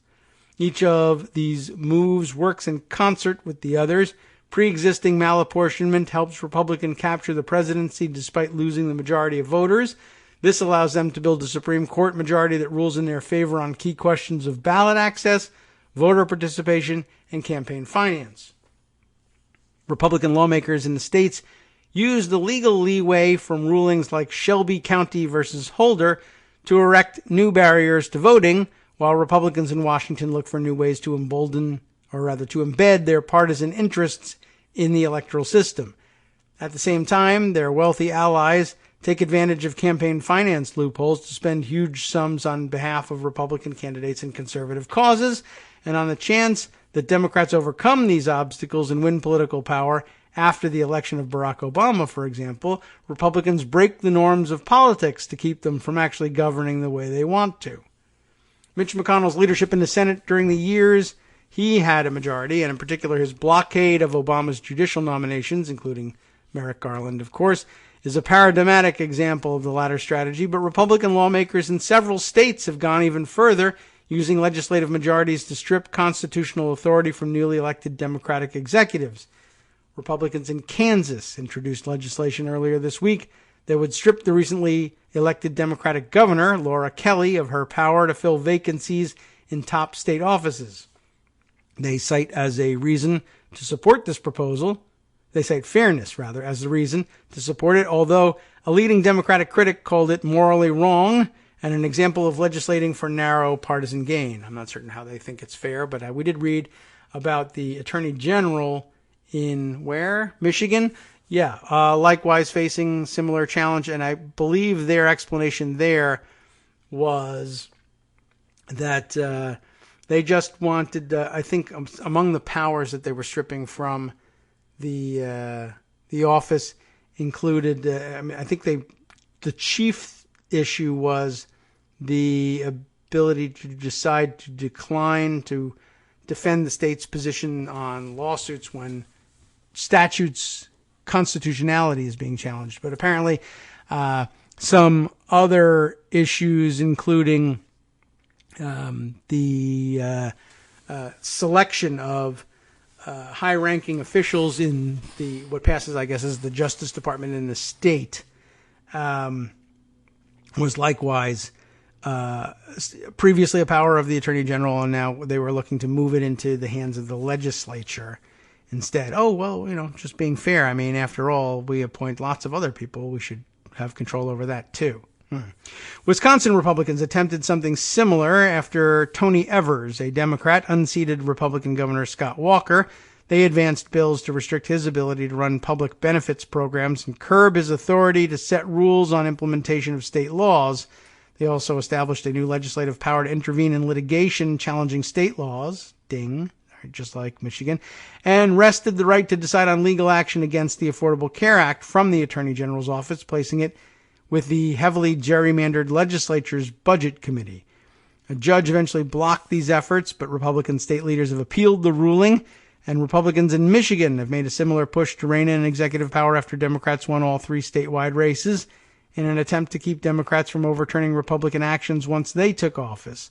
It's clear then that from the White House and its allies on the Supreme Court down to individual state lawmakers, conservative Republicans have decided that their agenda cannot survive fair competition on equal ground. They reject efforts at electoral expansion, early voting, automatic registration, mail-in balloting, and embrace strategies that put the burden on voters themselves. Americans have long struggled over the scope of voting and representation. Democracy is and always will be a fight, and the lines of this particular conflict are clear. Rather than try to expand our democracy or even preserve it as it stands, Republicans are fighting for a smaller, narrower one that favors their voters over all others so that their power and the interests they serve become untouchable. Well summarized there, with just a few more examples than we had available to us yesterday. Okay. Also, by way of update via Twitter, Michael Musson sends us an update on what happened in Maryland. That's what we asked for. After the 2018 revelation of the ownership of Maryland's elections systems by, or at least in part, by a Russian oligarch. There's some results here from Washington, D.C. area WUSA TV, Channel 9. Sums it up here. Maryland ditches election servers tied to Russian oligarch. So that's good. Again, I'm not certain in what context the tweet came up yesterday pointing that out, whether that was just simply outdated concern about things or was supposed to be an example of ways that Russian oligarchs have used in the past to try and get a better hold over American political outcomes or what. But that sums it up. The decision to ditch the election servers comes after the Department of Homeland Security finished a complex analysis of Annapolis servers, computer systems financed in part by Russian billionaire Vladimir Potanin. I guess the decision to ditch them, I'll read through the story just to see whether the question was abundance of caution or we actually found something. Months after the FBI disclosed a Russian oligarch finances key components of Maryland's election system, ties will now be cut with the oligarch's company, a tech firm that hosts the state's voter database, I guess. Okay. That's it. I just put the emphasis elsewhere. Okay. The decision comes after the Department of Homeland Security finished a complex analysis of Annapolis servers, computer systems financed in part by Russian billionaire Vladimir Potanin. Potanin is the largest investor behind ByteGrid, a tech firm operating Maryland's voter registration database, etc. State officials had no idea the businessman with close ties to Putin owned a stake in Maryland's election system until the FBI told them in July of 2018. WUSA 9 first reported Maryland has no disclosure laws that could have flagged ByteGrid's Russian investment. Perhaps that would help. The company signed a contract with the state in 2015 to acquire and operate Maryland's election servers. Officials in Annapolis said Thursday it will still be necessary to keep a private company in charge of the voter information because the state is not equipped to manage the intricate data. Why not? Hosting and maintaining a database and operating system for 4 million voters is an extremely complex requirement, said Donna Duncan, the Maryland Board of Elections Assistant Deputy for Election Policy. We do not yet have a new vendor. We will be reviewing our options moving forward. The extensive Homeland Security review found no evidence of malicious Russian intrusion into the state's servers. The DHS branch, known as the National Cybersecurity and Communications Integration Center, released the report with specifics fully redacted. Nearly 5 of the 15 pages are covered in black, in part to protect sensitive information concerning Maryland's election security posture. I appreciate thanks from Senator Chris Van Hollen for the FBI's work on that, but the fact that a Russian oligarch could have an ownership stake in an American election infrastructure remains deeply troubling and unacceptable. Sounds like Susan Collins.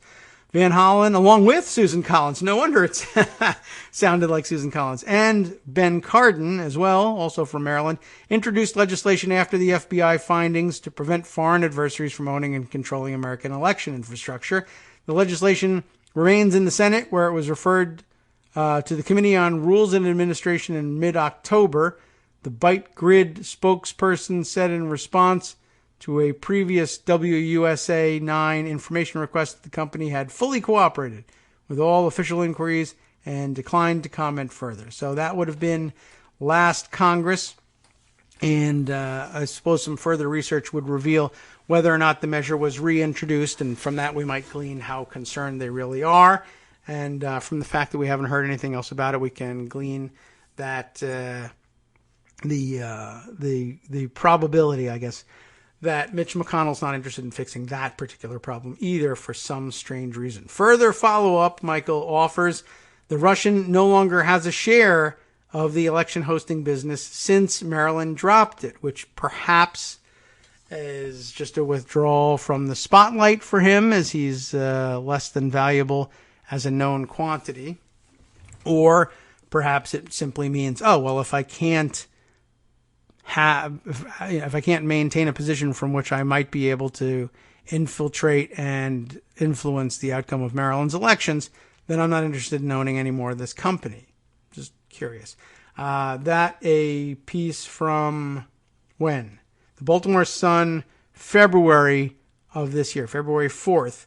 Company with Russian investment no longer owns firm that hosts Maryland election data. Does that mean they changed vendors or not? A new firm. Here we are. A new firm has taken ownership of Maryland's elections data after a federal investigation into the Russian ties of the previous vendor.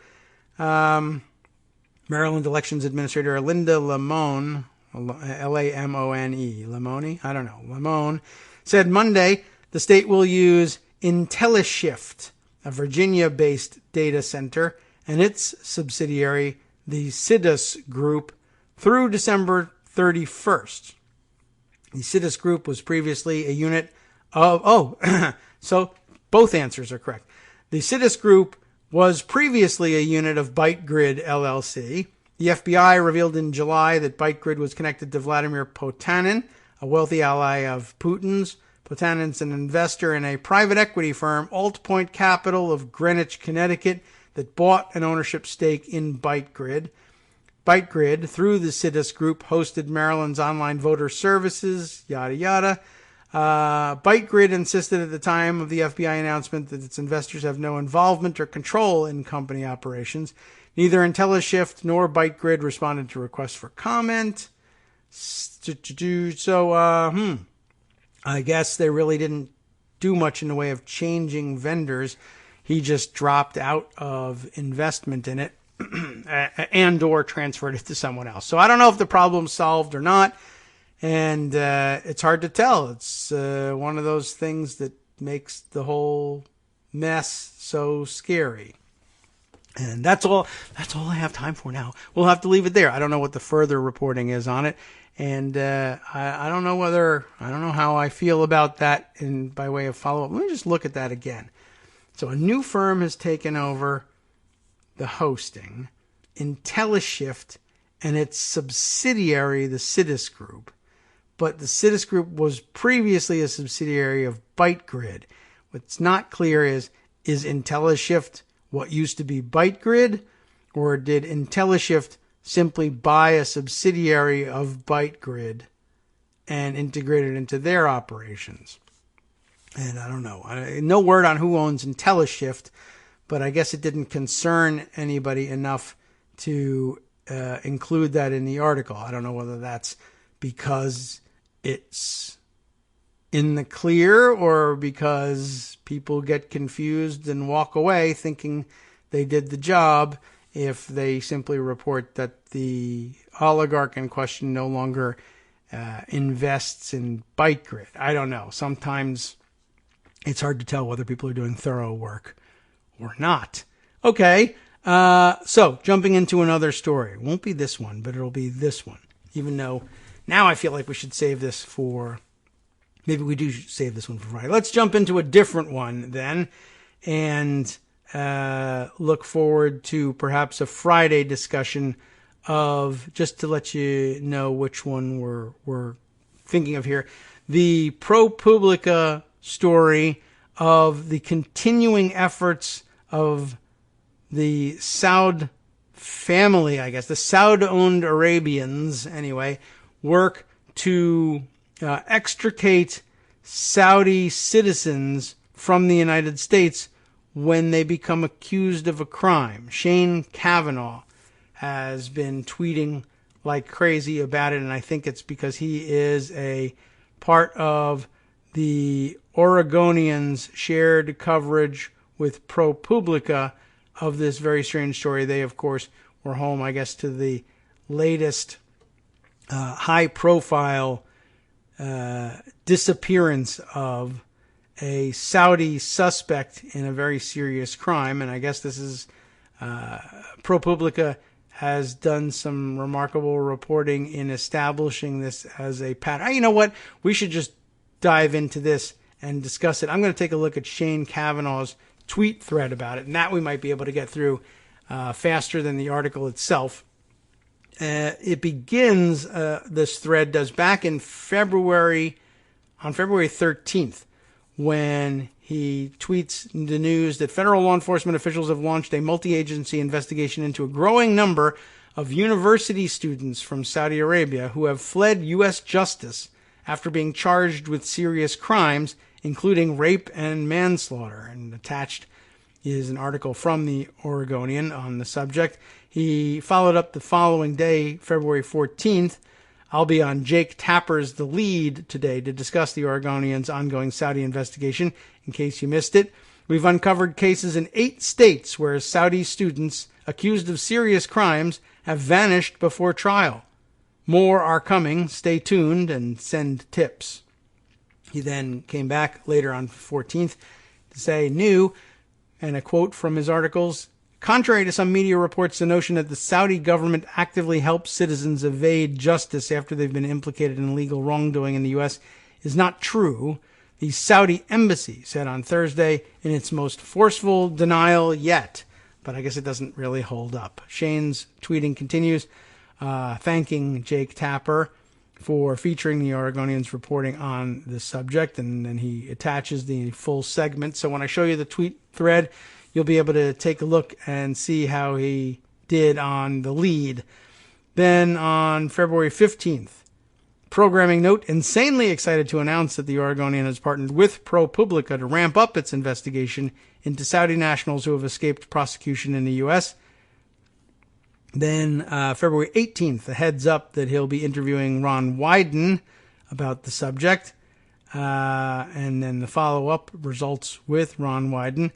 Then on February 22nd, new again, 2 months after 2 months and more than a dozen stories about Saudi students fleeing prosecution in the U.S., possibly with the help of their government. Here's a detailed FAQ of what we know and, equally important, don't know at this time. The next follow-up came on February 25th.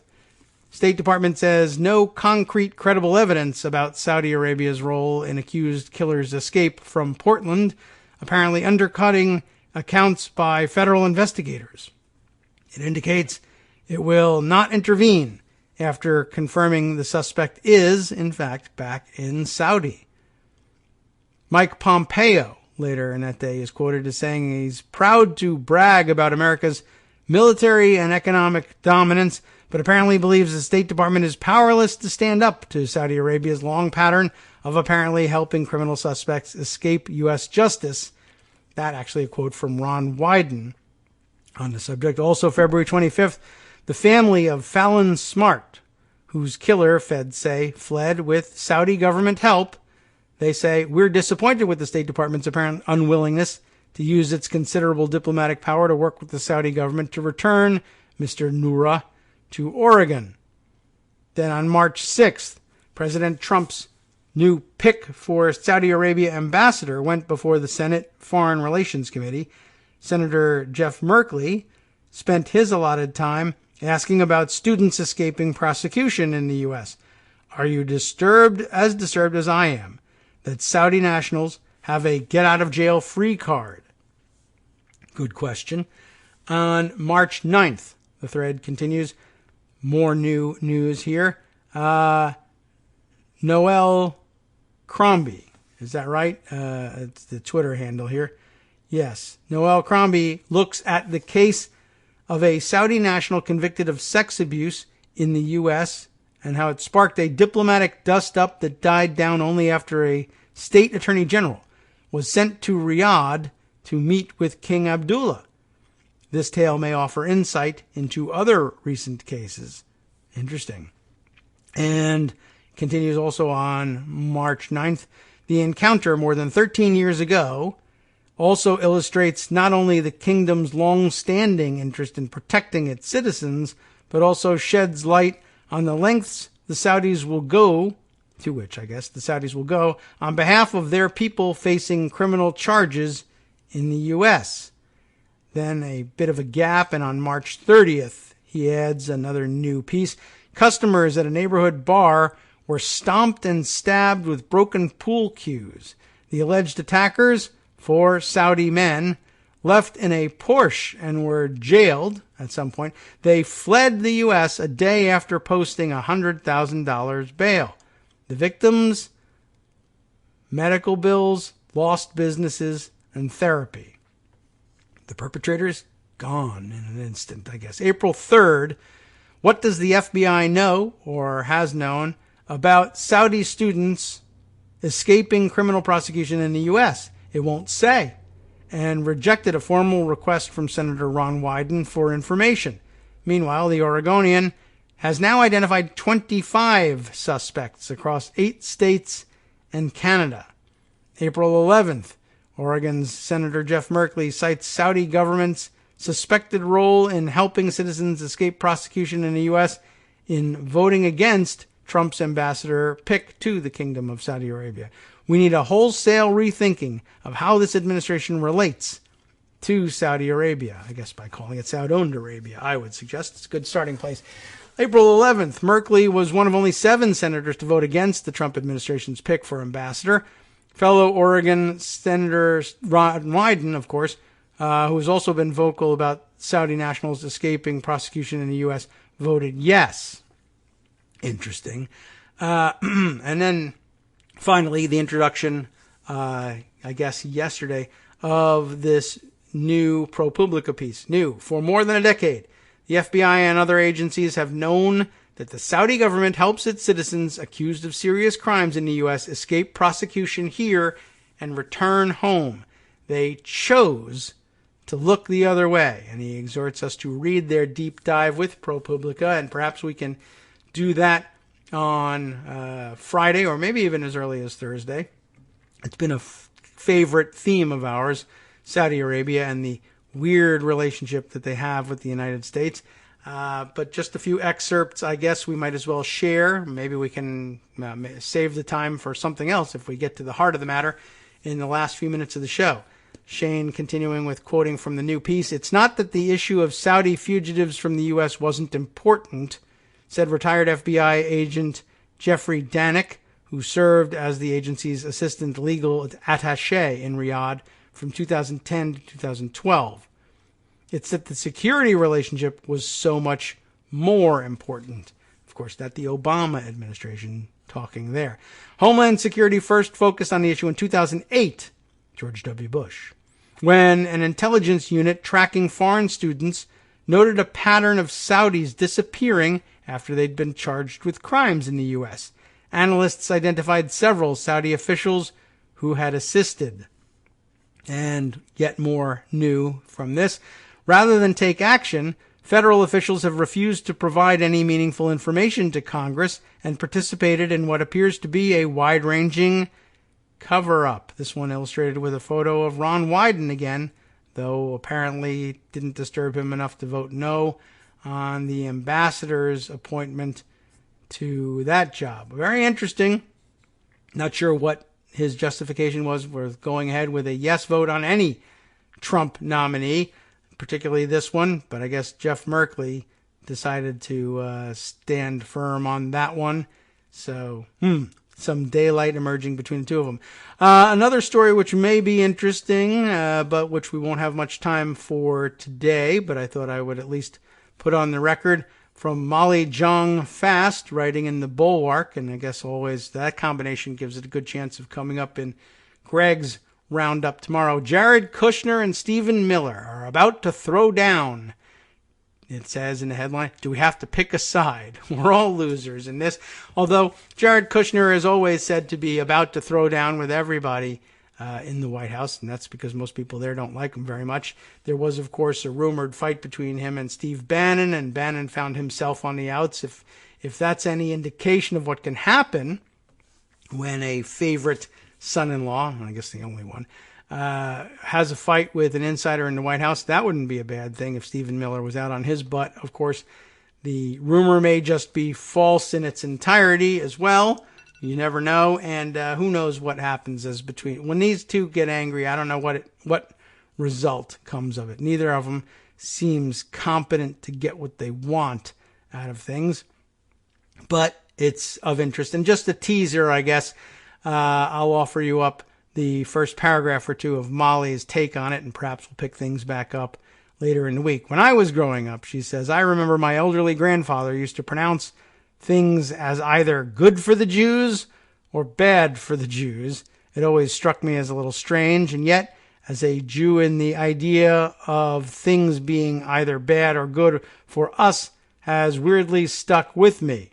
And as we move into year 3 of Trumpism, I can't help but think that a lot of what has gone on in the White House has been, well, at least not great for the Jews. There are some silver linings, I suppose, like Israel's crafty gambit to weaponize Trump's narcissism. Good for them. But it isn't all silver linings. There's, of course, been a 60% spike in anti-Semitic incidents in America since Trump took over. And, of course, the largest mass killing of Jews on American soil ever. So, yeah, I guess objectively, on balance, things not good for the Jews. Then, standing in the middle of all this are Jared Kushner and Stephen Miller. We're about to have an epic immigration walk-off. We'll see whether we get a chance to return to that at some point later in the week. Now, of course, time to hand things off to Justice Putnam for the West Coast Cookbook and Speakeasy. And let's see what we have got on tap for today. Trump, can you believe it? He's abusing his power in plain sight by suing Deutsche Bank and Capital One from complying with House subpoenas. More on that to come. The White House refuses to say whether Trump won't honor the Teacher of the Year at all, who just happens to be black, of course. We learned that as well. Health and Human Services Secretary Alex Azar covered up Trump's anti-vax record amid a 25-year high measles outbreak. And a new report issued by the UN Interagency Coordination Group finds that antimicrobial superbugs could kill over 10 million people in less than 30 years. From Daily Kos Radio on netrootsradio.com. You have been listening to the Kagro in the Morning Show with David Waldman. And on the international side here, coming up on the next program, Ugandan pop star turned lawmaker Bobi Wine, let's say, B-O-B-I, I don't know, detained over protesting a law on taxing social media users, and France in a rush to train skilled workers to restore the Notre Dame Cathedral. Next.